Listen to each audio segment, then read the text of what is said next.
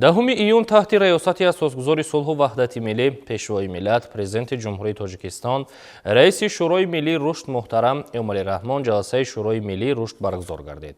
Дар ҷаласа аъзои шӯрои миллии рушд, роҳбарон намояндагони созмонҳои байналмилалӣ ва дигар шарикони рушд, роҳбарони вазороти идораҳои дахлдори кишвар иштирок намуданд.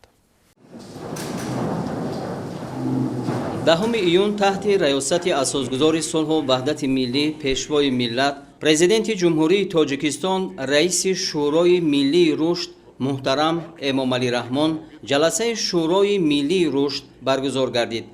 дар ҷаласа аъзои шӯрои миллии рушд, роҳбарону намояндагони созмонҳои байналмилалӣ ва дигар шарикони рушд, роҳбарони вазорату идораҳои дахлдори кишвар иштирок намуданд.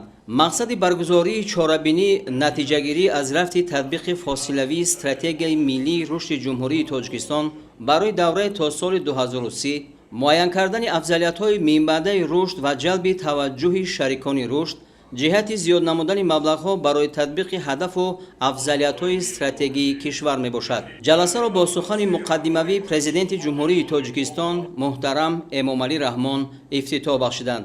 сарвари давлат таъкид доштанд ки сарфи назар аз шиддати вазъи ҷаҳони имрӯза ва таъсири бевоситаи омилҳои манфии берунӣ ба иқтисоди миллӣ, дар 8 соли охир суръати рушди иқтисоди миллӣ ба ҳисоби миёна 7.4%-ро ташкил дода, созмонҳои байналмилалии молиявии Тоҷикистонро аз рӯи суръати миёнасолонаи рушди иқтисодӣ ҳамчун кишвари дорои иқтисоди тезрушдёбанда арзёбӣ намуданд.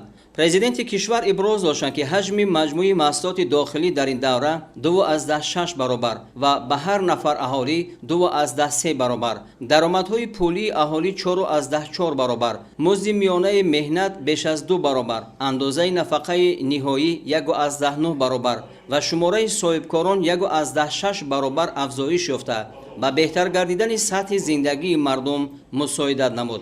дар натиҷаи андешидани тадбирҳои саривақтии ҳукумати кишвар сатҳи камбизоатӣ аз 31.3% соли 2015 то 21.2% дар соли 2023 коҳиш ёфта. Тоҷикистон тибқи арзёбии Бонки Умумии Ҷаҳонӣ аз рӯи суръати коҳиш додани сатҳи камбизоатӣ ба қатори 10 кишвари пешсафи ҷаҳонӣ ворид гардид. дар идомаи суханронӣ пешвои миллат муҳтарам Эмомалӣ Раҳмон изҳор доштанд ки Тоҷикистон дар татбиқи ҳадафҳои рушди устувор низ ба дастовардҳои назаррас ноил гардида, тибқи арзёбиҳо дар маҷмӯъ 70% ин ҳадафҳо ва баъзе нишондиҳандаҳои онҳоро беш аз 90% иҷро намудааст.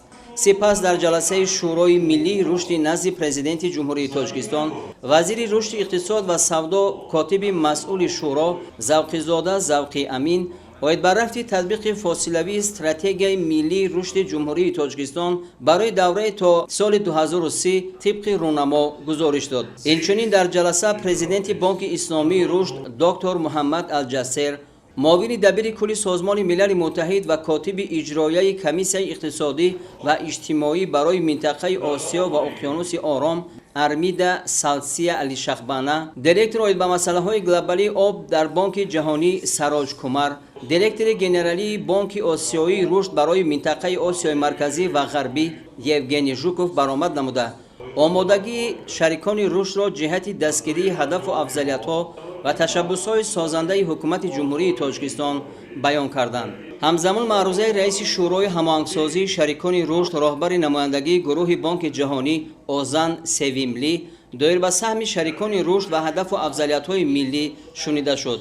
президенти ҷумҳурии Тоҷикистон раиси шӯрои миллии рушд муҳтарам Эмомалӣ Раҳмон аз шарикони рушд даъват намуданд ки дар шароити хеле ҳассосу зудтағйирёбандаи иқтисоди глобалӣ барои татбиқи рӯзномаи ҷаҳонӣ оид ба рушди устувор саҳми худро баҳри амалӣ гардонидани афзалиятҳои минбаъдаи рушди Тоҷикистон бештар намоянд.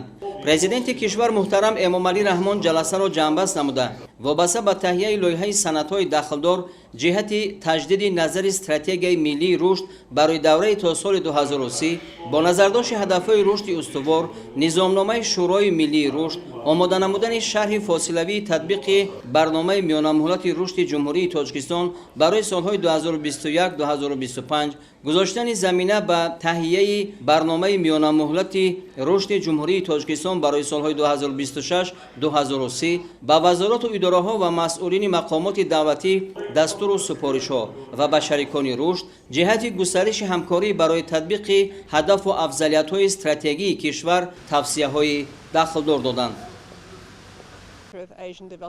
Меня зовут Шани Кэмпбелл, я являюсь постоянным представителем Азиатского банка развития в Таджикистане.